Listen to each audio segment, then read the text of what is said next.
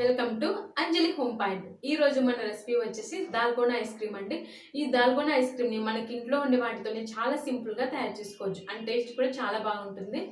Already నేను దాల్గోనా chocolate cake ని and దాల్గోనా cough ని ఏ విధంగా తయారు చేశానో వీడియో అనేది అప్లోడ్ చేశాను. ఒకసారి మీరు కావాలనుకుంటే లింక్స్ అనేవి డిస్క్రిప్షన్ బాక్స్ లో ఇస్తాను అండ్ ఎండ్ స్క్రీన్ లో కూడా యాడ్ చేస్తాను. ఒకసారి చెక్ చేయండి. సో ఈ దాల్గోనా ఐస్ క్రీమ్ ని ఎలా తయారు చేసుకోవాలో చూసేద్దాం. ముందుగా స్టవ్ వెలిగించుకొని 5 స్పూన్ల గోధుమ పిండిని వేసుకోవాలి. ఇక్కడ గోధుమ పిండి ఎందుకు యూజ్ చేస్తున్నామంటే మామూలుగా మనం ఐస్ క్రీమ్స్ తయారవడానికి ఫ్రెష్ క్రీమ్ అనేది యూజ్ చేస్తాం. ప్రజెంట్ లాక్డౌన్ కాబట్టి ఫ్రెష్ క్రీమ్ అనేది అవైలబుల్గా లేదు. దాని ప్లేస్లో మనము గోధుమ పిండిని యూజ్ చేస్తున్నాం. 2 మినిట్స్ వరకు ఫ్రై చేసుకొని దీన్ని ఒక పక్కన ప్లేట్లోకి తీసుకోవాలి. ఇప్పుడు అదే ప్యాన్ని క్లీన్ చేసుకొని 2 మినిట్స్ వరకు ప్యాన్ని హీట్ చేసిన తర్వాత మనము 2 స్పూన్స్ షుగర్ని వేసుకోవాలి. ప్యాన్ వేడి చేసి షుగర్ వేసామనుకోండి క్యారమిల్ అనేది త్వరగా తయారవుతుంది. లేదంటే క్యారమిల్ తయారడానికి కొద్దిగా టైం పడుతుంది.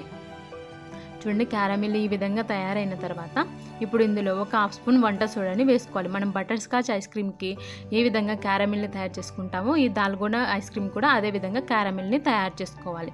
చూడండి, కొద్దిసేపటికి ఈ విధంగా థిక్ కన్సిస్టెన్సీ అవుతుంది. అప్పుడు స్టవ్ ఆఫ్ చేసుకొని ఒక ప్లేట్కి నూనెను లేదా నెయ్యిని అప్లై చేసుకోవాలి. అందులోకి ట్రాన్స్ఫర్ చేసుకోవాలి. ఖచ్చితంగా ఆయిల్ అప్లై చేయండి, లేదంటే ఆ క్రీమ్ అనేది పక్కకు రాదు. ఇలా అంతా ట్రాన్స్ఫర్ చేసుకొని దీన్ని పక్కన ఉంచుకొని చల్లారించుకోవాలి పూర్తిగా. ఇప్పుడు స్టవ్ వెలిగించుకొని ఇంకో ప్యాన్ పెట్టుకోవాలి. అందులో టోన్డ్ మిల్క్ తీసుకుంటున్నాను 1/2 లీటరు. పాలను పొంగు వచ్చేంత వరకు మరిగించుకొని మంటను మీడియం ఫ్లేమ్లోకి అడ్జస్ట్ చేసుకోవాలి. ఇప్పుడు ఇందులో 1 స్పూన్ ఇన్స్టెంట్ కాఫీ పౌడర్ని వేసుకోవాలి. ఏ బ్రాండ్ అయినా పర్లేదండి.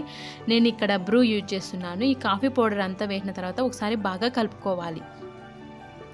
ఇలా అంతా కలుపుకున్న తర్వాత షుగర్ని వేసుకోవాలి. నేను ఇక్కడ 6 స్పూన్స్ షుగర్ అయితే తీసుకున్నాను. అదైతే కరెక్ట్గా సరిపోయిందండి స్వీట్నెస్ అనేది.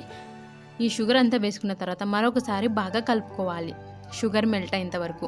షుగర్ మెల్ట్ అయిన తర్వాత మంటను లోలో ఉంచుకొని 10 మినిట్స్ వరకు పాలు దగ్గరగా వచ్చేంత వరకు మరిగించుకోవాలి. ఈలోపు మనము ఫ్రై చేసి పెట్టుకున్న గోధుమ పిండిలో కొద్దిగా పాలను వేసుకుంటూ లిక్విడ్ కన్సిస్టెన్సీ ఉంటుంది కదా, ఆ విధంగా కలుపుకోవాలి. చూడండి, ఈ విధంగా ఉండాలి కన్సిస్టెన్సీ అనేది. అదేవిధంగా మన దాల్గోనా క్యాండీస్ కూడా చల్లారింటాయి. వీటిని ప్లేట్ నుండి సపరేట్ చేసుకోవాలి. సపరేట్ తీసుకొని నేను చపాతీ పీట మీదకి తీసుకుంటున్నాను. వాటిని కొద్దిగా చిన్న ముక్కలుగా చేద్దామనేసి నేను చపాతీ రోలర్ ఉంటుంది కదా, వాటితో చిన్న ముక్కలుగా తయారు చేశాను. మరి పౌడర్ లాగా చేయకూడదండి, ఈ విధంగా చిన్న ముక్కలుగా తయారు చేసుకోవాలి. ఇప్పుడు గోధుమ పిండి పేస్ట్ను పాలల్లో కొద్దిగా వేసుకుంటూ కలుపుకోవాలి.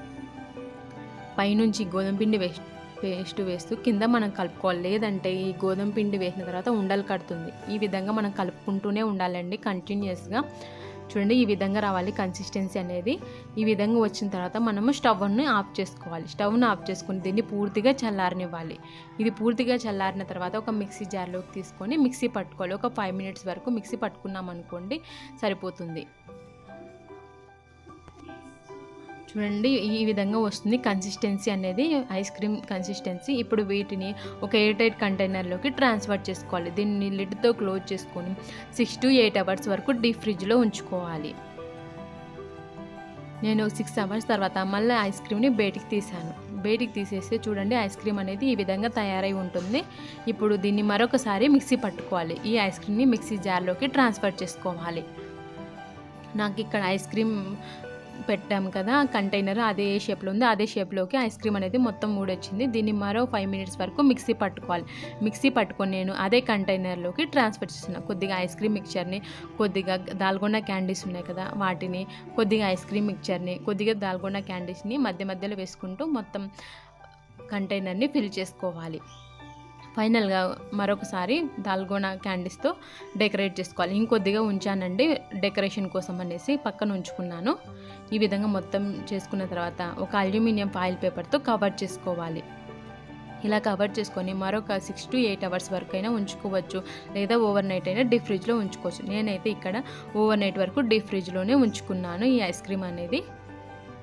చూడండి, నెక్స్ట్ డేకి ఐస్ క్రీమ్ అనేది పర్ఫెక్ట్గా తయారైపోయింది. ఎటువంటి క్రీమ్ యాడ్ చేయకపోయినా కూడా అదే క్రీమీ కన్సిస్టెన్సీతో మనకు ఐస్ క్రీమ్ అనేది తయారైపోయింది. ఇక్కడ నేను గోధుమ పిండి యూజ్ చేశాను కదా, మీరు కావాలనుకుంటే మైదా పిండినైనా యూజ్ చేసుకోవచ్చు. నేను తర్వాత ఐస్ క్రీమ్ని ఒక బౌల్లో వాటర్ వేసుకొని అందులో ఉంచాను. దీన్ని డీమోల్డ్ చేద్దామనేసి. మీరు కావాలంటే స్కూప్ అయినా తీసుకొని సర్వ్ చేసుకోవచ్చు. నేను డిమోల్డ్ చేస్తున్నాను కంటైనర్ నుంచి ఒక ప్లేట్లోకి. చూడండి మన దాల్గోనా ఐస్ క్రీమ్ అనేది తయారైపోయింది. ఇప్పుడు నేను ఫైనల్గా ఐస్ క్రీమ్ని చాక్లెట్ సిరప్తో డెకరేట్ చేస్తున్నాను. ఇది ఆప్షనల్ అండి, మీరు కావాలంటే డెకరేట్ చేసుకోవచ్చు, లేదంటే స్కిప్ చేసి. అదేవిధంగా ఫైనల్గా కొన్ని మిగిలి ఉంచాను కదా దాల్గోనా క్యాండీస్తో డెకరేట్ చేశాను. అంతేనండి, క్రీమీగా ఉంటే దాల్గోనా ఐస్ క్రీమ్ అనేది తయారైపోయింది. రుచి కూడా చాలా అంటే చాలా బాగుంది. చూడండి ఎంత క్రీమీగా ఉందో కదా ఐస్ క్రీమ్ అనేది. మీరు కూడా ఈ ఐస్ క్రీమ్ని డెఫినెట్గా ట్రై చేసి ఎలా వచ్చిందో నాకు కామెంట్ చేసి తెలియజేయండి. ఐ హోప్ ఈ వీడియో మీకు అందరికీ నచ్చింది, యూజ్ అవుతుందని అనుకుంటున్నాను. Thanks for watching.